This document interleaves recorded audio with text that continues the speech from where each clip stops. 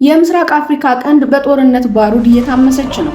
በሱዳን ብሔራዊ ጦርና በፈጥኖ ደራሽ ኃይሉ መካከል የተቀሰቀሰው ጦርነት አሁን ወደ ኢትዮጵያ ድንበር በተለይም የቤንሻንጉል ጉሙዝ ክልልን እየተቃረበ ነው። ሁለቱ ሀገራት በይፋ የቃላት ጦርነት ውስጥ በገቡበት በዚህ ወቅት ከጀርባ ያሉ የውጭ ኃይሎች ፍላጎት ምን ይሆን?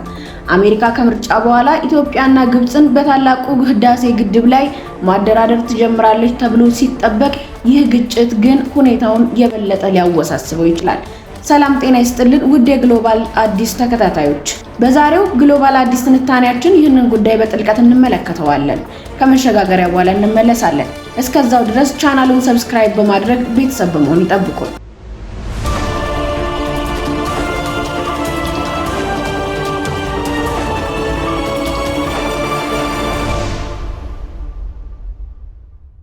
የሱዳን ብሔራዊ ጦርና የፈጥኖ ደራሽ ኃይሉ ውጊያ ወደ ቤንሻንጉል ጉሙዝ ክልል የበለጠ በመጠጋት ላይ ይገኛል። የሱዳን ጉዳይ ከኢትዮጵያ ጋር የሁለትዮሽ መዋቅራዊ የውይይት ማዕቀፍ የተፈራረመችው አሜሪካ በአይነ ቁራኛ የምትከታተለው ነው። አሜሪካ ከምርጫ በኋላ ኢትዮጵያና ግብጽን በታላቁ ህዳሴ ግድብ ላይ ማደራደር ትጀምራለች ተብሎ ይጠበቃል። የሱዳን ጦር ከኢትዮጵያ በሚዋሰነው ብሉ ናይል ግዛት የምትገኝ ሀርሃሳን የተባለች ስልታዊ ከተማ እንደተቆጣጠረ ባለፈው አርብ አስታውቋል። በጦሩ መግለጫ መሰረት ከተማዋን ከመሐመድ ሐምዳን ገደጋሎ ሚሊሻ ቅሪቶችና በጆሴፍ ቱካ ከሚመሩ ኃይሎች ያስለቀቁት ከሱዳን 4ኛ እግረኛ ክፍለ ጦር የተውጣጡ ወታደሮች ናቸው። በብሉ ናይል ግዛት ውስጥ የምትገኘውን ከተማ ፈጥኖ ደራሽ ኃይሉ ባለፈው መጋቢት የተቆጣጠረው በአብደል አዚዝ አልአዚዝ አልሂሉ በሚመራው የሱዳን ህዝቦች ነፃ አውጪ ንቅናቄ ሰሜን አንድ አጀንዳ እየታገዘ ነው። ከንቅናቄው ከፍተኛ አመራሮች አንዱ የሆኑት ጆሴፍ ቱካ ከብሉ ናይል ግዛት እስከ ኢትዮጵያ ቤንሻንጉል ጉሙዝ ክልል የዘለቀ ወታደራዊና የንግድ ትስስር ያላቸው እንደሆኑ ዘገባዎች ይጠቁማሉ።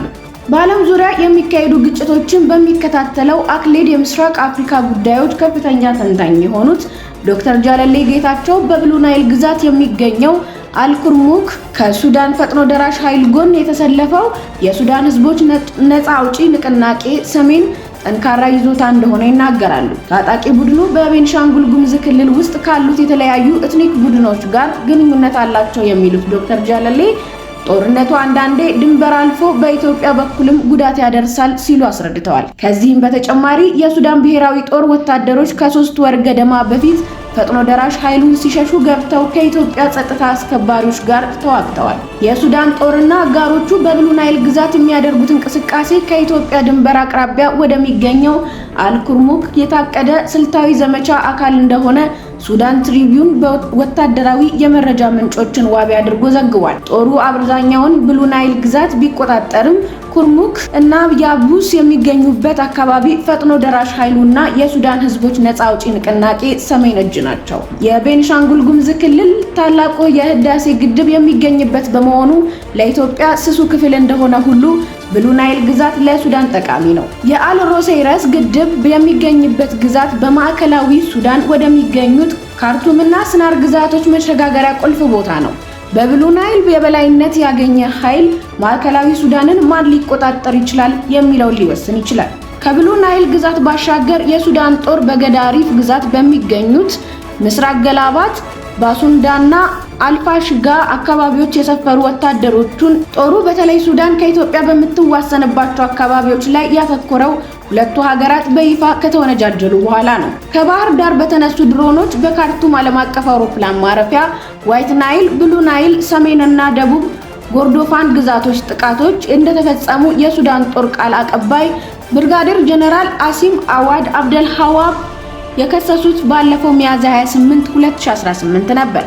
ሱዳን ቁጣዋን ለመግለጽ በአዲስ አበባ የሚገኙ አምባሳደሯን ለምክክር ወደ ሱዳን ጠርታለች። የሀገሪቱ ውጭ ጉዳይ ሚኒስትር ሞሂ አልዲን ሳሌም አህመድ ከማንም ጋር ጠላትነት አልፈልግም፣ ነገር ግን የሚያጠቃን ሁሉ እንዴት ምላሽ መስጠት እንዳለብን እንደምናውቅ መገንዘብ አለበት ሲሉ አስጠንቅቀዋል። ውንጀላውን መሰረተ ቢስ በማለት ውድቅ ያደረገው የኢትዮጵያ መንግስት የሱዳን ጦር በሀገሪቱ በሚካሄደው ጦርነት የህወሓት ቅጥረኛ ወታደሮችን አሰልፏል በማለት ከሷል። ሱዳን ለተለያዩ ጸረ ኢትዮጵያ ኃይሎች ማዕከል ሆና እያገለገለች ነው ያለው የኢትዮጵያ ውጭ ጉዳይ ሚኒስትር የሱዳን ጦር አሁንም ይሁን ከዚህ ቀደም ያቀረባቸው ክሶች የራሳቸውን ተንኮለኛ አጀንዳ ለማራመድ በሚፈልጉ የውጭ ደጋፊዎች ትዕዛዝ ውጤት ሆኑ ተናግሯል። ኢትዮጵያና ሱዳን በይፋ ከተወነጃጀሉ በኋላ ጠቅላይ ሚኒስትር አብይ አህመድ እና የሱዳኑ ሽግግር ሉዓላዊ ምክር ቤት ምክትል ሊቀመንበር ማሊክ አጋር በጅቡቲው ፕሬዝዳንት ኢስማኤል ኡመር ጉሌህ በዓለ ሲመት ላይ ቢገኙም ለውጥረቱ መፍትሄ የሚያበጅ ውይይት ያደረጉ አይመስልም። ከብሉ ናይል ግዛት የሚጎራበተውና ታላቁ የህዳሴ ግድብ በሚገኝበት የቤንሻንጉል ጉሙዝ ክልል ለረጅም ዓመታት ደም አፋሳሽ ቃላቶች ሲያስተናግድ ቆይቷል። የክልሉ የጸጥታ ሁኔታ በአንጻራዊነት የመረጋጋት አዝማሚያ ቢያሳይም ባለፈው ሳምንት በተፈጸመ ጥቃት ከ30 በላይ ሰዎች ህይወታቸው አልፏል። ጥቃቱ የተፈጸመው ራሱን የጉሙዝ ነፃ አውጪ ኃይል ብሎ በሚጠራ ታጣቂ ቡድን እንደሆነ ዶቼ ቬለ ያነጋገራቸው የአካባቢ ነዋሪዎች ገልጸዋል። ሱዳን ከኢትዮጵያ ጋር ኃይለኛ ፍጥጫ ውስጥ በገባችበት ሳምንት ከቀይ ባህር ዳርቻ የምትገኘው ፖርት ሱዳን ከተማ ከጽምዶ እንግዶችን አስተናግዳለች። ጽምዶ በኤርትራና በትግራይ መካከል የህዝብ ለህዝብ ግንኙነት መድረክ ሆኖ ተጀመረ ቢባልም ከኢትዮጵያ መንግስት የተቃቃሩ ኃይሎች ስትራቴጂካዊ ጥምረት ሆኖ ይታያል። ባለፈው ሳምንት በተካሄደው ስብሰባ ከተሳተፉ መካከል ለሁለት የተከፈለው የኦጋዴን ብሔራዊ ነጻነት ግንባር አንድ አንጃ ሊቀመንበር አብዱራህማን ማህዲ፣ አቶ አንዳርጋቸው ጽጌ የቤንሻንጉል ጉሙዝ ብሔራዊ ንቅናቄ የተባለ ታጣቂ ቡድን መሪ እንደሚገኙበት ዶቼ ቬለ ለመገንዘብ ችሏል።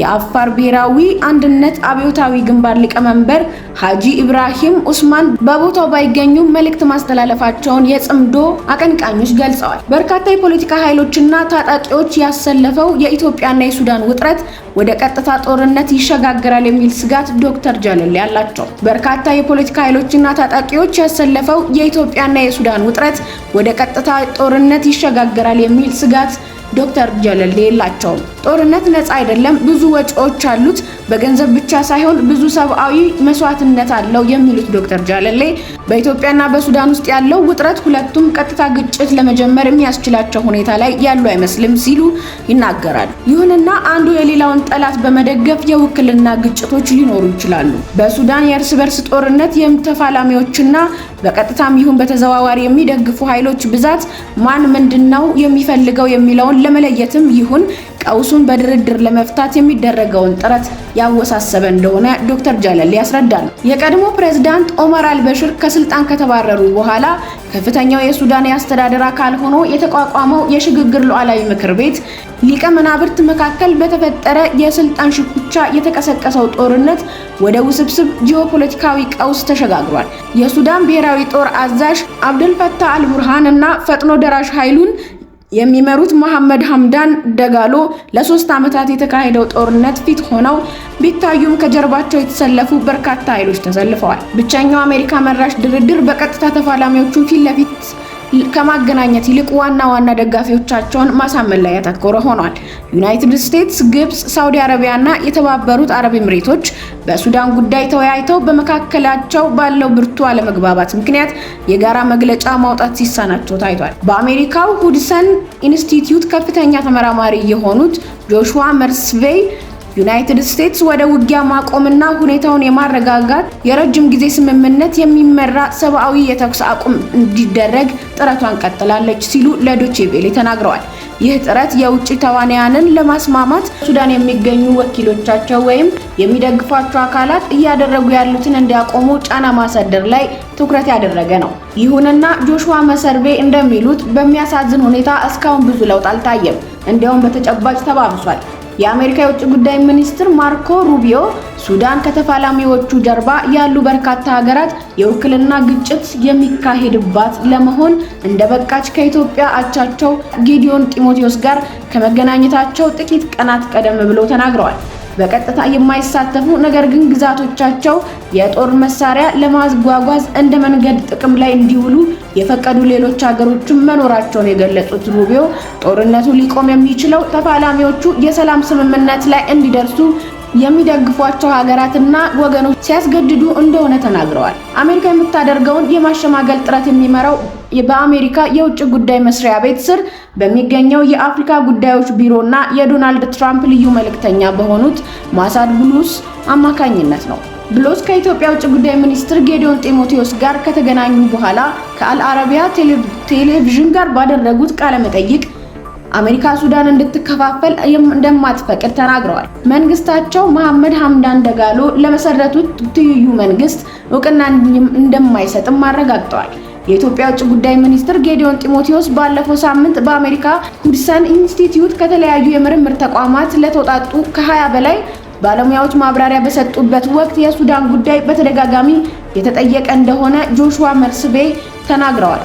ጌዲዮን በዕለቱ ኢትዮጵያ ስለምትከተለው የእድገትና ብልጽግና ሞዴል፣ የሀገሪቱ መጻኢ ፖለቲካ እንዲሁም ስለ አፍሪካ ቀንድ ቀጠናዊ ክስተቶችና ጂኦፖለቲካዊ እንቅስቃሴዎች ማብራሪያ ማቅረባቸውን ውጭ ጉዳይ ሚኒስቴር አስታውቋል። የብሔራዊ መረጃና ደህንነት አገልግሎት ዋና ዳይሬክተር ሬድዋን ሁሴን እና የጠቅላይ ሚኒስትር አብይ አህመድ የማይክሮ ኢኮኖሚ ጉዳዮች አማካሪ ግርማ ብሩን ጭምር አስከትለው ወደ ዋሽንግተን ያቀኑት ጌዲዮን ከዩናይትድ ስቴትስ ውጭ ጉዳይ መስሪያ ቤት የፖለቲካ ጉዳዮች ምክትል ሚኒስትር አሊሰን ሁከር ጋር የሁለትዮሽ መዋቅራዊ የውይይት ማዕቀፍ ስምምነት ተፈራርመዋል። ስምምነቱ ከተፈረመ በኋላ አሜሪካ በኢትዮጵያ ላይ ጥላ የቆየችውን የጦር መሳሪያ ግዢ ማዕቀብ አንስታለች። ስምምነቱ ኢኮኖሚያዊ ብልጽግና፣ ንግድና መዋለ ንዋይ፣ መከላከያና ደህንነት እንዲሁም ቀጠናዊ ሰላምና አለመረጋጋት ላይ ኢትዮጵያና አሜሪካ የሚኖራቸውን ትብብር በተመለከተ የሚደረጉ ውይይቶች የሚመራበት ነው። ቀድሞ በተወሰኑ ርዕሰ ጉዳዮች ላይ የሚደረገው ውይይት የሁለቱ ሀገሮች ግንኙነት የበለጠ ሊገመት የሚችልና ጥልቀት ያለው ሊደረግ የሚችል እንደሆነ ጆሹዋ መሰርቬ አስረድተዋል። በአሜሪካ ውጭ ጉዳይ መስሪያ ቤት የአፍሪካ ጉዳዮች ቢሮ ከኢትዮጵያ ጋር የሚደረገው ውይይት ፕሬዝዳንት ዶናልድ ትራምፕ የሀገራቸውን የገበያ ዕድል የማስፋፋት ዓላማ እንደሚያጠናክር አስታውቋል። ኢትዮጵያ በህዝብ ብዛት ከአፍሪካ ሁለተኛ ሀገር ነች፣ በጣም ትልቅ ሸማች ገበያ አላት፣ በፍጥነት የሚያድግ ኢኮኖሚ ነው የሚሉት የሁድሰን ኢንስቲትዩት ባልደረባ በአማራ፣ ኦሮሚያና ትግራይ ክልሎች ውስጣዊ ቀውስ ቢኖርም ዩናይትድ ስቴትስ ፍላጎት ያሳየችባቸው በርካታ ኢኮኖሚያዊ ዕድሎች አሉ ሲሉ ተናግረዋል። ይሁንና አሉታዊው ቀጠናዊ ችግሮች ለአሜሪካ አሳሳቢ ናቸው። ሬውተርስ እና በአሜሪካው የል የማህበረሰብ ጤና ትምህርት ቤት ዘገባዎች የተጠቀሰው ለፈጥኖ ደራሽ ኃይሉ የጦር መሳሪያና ቁሳቁሶች ለመላክ ጥቅም ላይ የዋለ የጦር ሰፈር ጉዳይ ለዩናይትድ ስቴትስ አሳሳቢ እንደሆነ ጆሹዋ መሰርቬ ተናግረዋል። በኢትዮጵያና በኤርትራ መካከል ያለው ውጥረት ሌላ ስጋት ሲሆን ዩናይትድ ስቴትስ በሁለቱ ሀገራት መካከል ጦርነት እንዲኖር በፍጹም አትፈልግም። ጆሹዋ መሰርቬ እንደሚሉት ለኢትዮጵያ፣ ለኤርትራና ለቀጠናው አውዳዊ ይሆናል ለሚሉት ወጥ አመለካከት በዋሽንግተን አለ። የዶናልድ ትራምፕ አስተዳደር በትግራይ ጦርነት በተፈጸሙ ጥሰቶች ምክንያት በኤርትራ ላይ አሜሪካ የጣለቻቸውን ማዕቀቦች ለማንሳት የተዘጋጀው አዲስ አበባና አስመራ በአይነ ቁራኛ በሚተያዩበት ወቅት ነው። የአሜሪካ ውጭ ጉዳይ መስሪያ ቤት በኤርትራ ላይ የጣለውን ማዕቀብ ለማንሳት ባዘጋጀው ሰነድ በኃይል የባህር በር ለማግኘት የሚደረግን የትኛውንም ሙከራ እንደምንቃወም ለኢትዮጵያ በተደጋጋሚ ያሳውቀናል የሚል ሐሳብ ማስፈሩን ሮይተርስ ዘግቧል። ዶናልድ ትራምፕ በመጀመሪያ የስልጣን ዘመናቸው የከሸፈባቸውን የታላቁ የህዳሴ ግድብ ድርድር ዳግም ለማስጀመር የኢትዮጵያ ምርጫ እስኪጠናቀቅ እየጠበቁ ነው። አማካሪያቸው ማሳድ ቡሎስ ከውጭ ጉዳይ ሚኒስትር ጌዲዮን ጢሞቴዎስ ጋር ከተገናኙ በኋላ ከኢትዮጵያ ወንድሞቻችን አዎንታዊ አስተያየቶችን ሰምተናል ሲሉ ተደምጠዋል። ብሎስ መፍትሄው ፖለቲካዊ እንደሆነም ያምናሉ። ከኤርትራው ፕሬዝዳንት ኢሳያስ አፈወርቂ መንግስት ጋር የጠበቀ ግንኙነት የመሰረተችው ግብጽ የኢትዮጵያ መንግስት በቀይ ባህር በኩል ወደብ ለማግኘት የሚያደርገውን ግፊት አጥብቃ ትቃወማለች። የግብጽ ተቃውሞ ሱዳንን የሚጨምረው ታላቁ የህዳሴ ግድብ ድርድር ጋር ተደምሮ ጉዳዩን የበለጠ ያወሳስበዋል። ውድ የቻናላችን ቤተሰቦች ነገሮች ከዕለት ዕለት እየተቀየሩ በዚህ ሁኔታ የሚቀጥሉ ከሆነ ነገስ ምን ሊፈጠር ይችል ይሆን? የኢትዮጵያ ህልውናስ በውጭ አካላት እጅ ላይ ይሆናል ወይስ በራሷ የውስጥ ጉዳይ ላይ የመወሰን አቅሟን አጠናክራ ትቀጥላለች? ቀጣዩን ጊዜ የሚያሳየን ይሆናል። ለዛሬው ዶቼ ቬሌን ዋቢ አድርገን ያዘጋጀነው ትንተና ይህንን ይመስል ነበር። ስለተከታተላችሁን ምስጋናችን ከልብ ነው። ሰላም ለኢትዮጵያ። ቸር ሰንብቱልን።